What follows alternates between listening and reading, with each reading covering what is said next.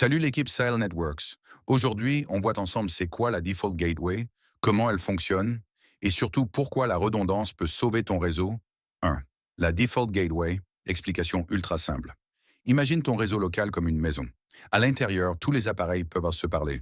PC, imprimante, serveur. Mais dès que tu veux sortir de la maison, c'est-à-dire communiquer avec Internet ou un autre réseau, tu as besoin d'une porte d'entrée et de sortie.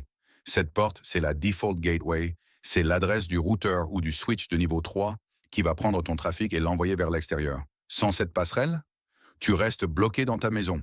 Impossible d'accéder à Google, à ton cloud ou à un autre site. 2. Comment ça fonctionne concrètement? Chaque PC a trois informations essentielles. Son adresse IP, son masque, sa passerelle par défaut, Default Gateway. Quand ton PC veut parler à une machine en dehors de son réseau, il se dit « Cette adresse n'est pas dans mon quartier, je dois passer par la passerelle ». Il envoie donc tout son trafic hors réseau au routeur configuré comme gateway. Et ce routeur, lui, connaît la carte du monde grâce aux routes et aux protocoles de routage. C'est lui qui guide les paquets jusqu'à destination. Résumé. Local, communication directe. Distant, passe obligatoirement par la Default Gateway 3. Le problème? Une seule gateway sonne un point de défaillance. Si ta Default Gateway tombe, toute communication vers l'extérieur s'arrête. Tes utilisateurs peuvent encore s'envoyer des mails internes, mais plus personne ne peut sortir du réseau. C'est comme si la porte de la maison est bloquée.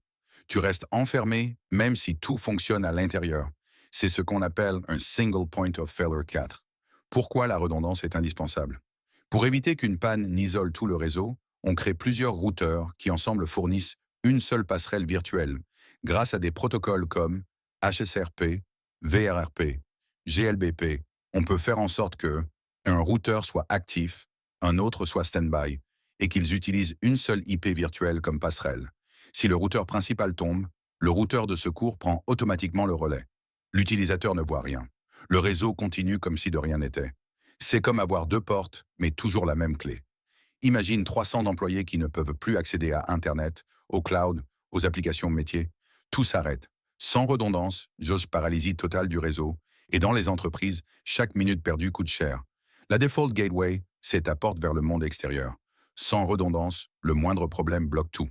Avec des protocoles comme HSRP, ton réseau devient fiable, résilient et toujours disponible. Et si tu veux voir la configuration complète et la simulation du HSRP en action, rends-toi directement sur ma chaîne Sahel Networks. N'oublie pas de t'abonner, de mettre un like, de partager et surtout de laisser un commentaire ou poser tes questions, je réponds à tout. Parce que sur Sahel Networks, on ne fait pas que apprendre. On apprend, on pratique et on évolue ensemble.